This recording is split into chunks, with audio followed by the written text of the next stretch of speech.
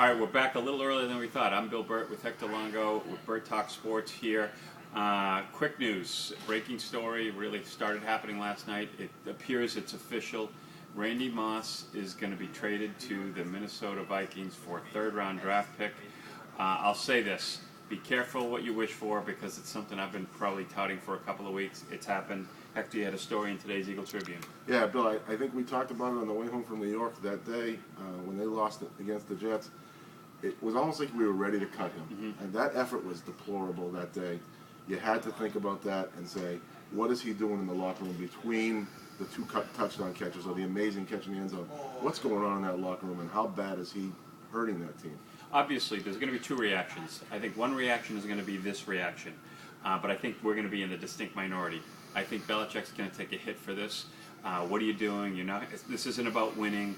We don't need draft picks. I do understand what they're saying. In this instance, though, I disagree. I think this had to happen. On the field, you're definitely suffering. I mean, everything becomes a little bit more compressed now because he's not stretching the defense. Wes Welker has less room. Tom Brady has less room. The running backs have less room. Aaron Hernandez might be the one guy who has more room because he kind of works that deep middle of the field where Moss worked. So he may have a little bit more freelance ability in that offense now down the field. You had a little something in the paper about what their adjustments are. What do you think? How do they react to it? Now, Tate, all of a sudden, instead of being a backup third string, fourth string, he becomes a starter. I think the get it done at no matter what the cost attitude now goes back into that locker room. I think it kind of helps the offense in that way where, hey, it's up to Brandon Tate now and Julian Edelman now and Wes Welker now. There is no more excuse. We have to get the ball to Randy. He needs his catches. It's in your hands now, fellas. You have Tom Brady. Go out and work with him.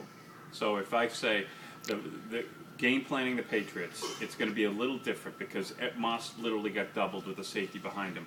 What happens now? Does that move maybe to Welker? Yeah, Welker has definitely. He's going to draw a crowd now. He gets two guys now.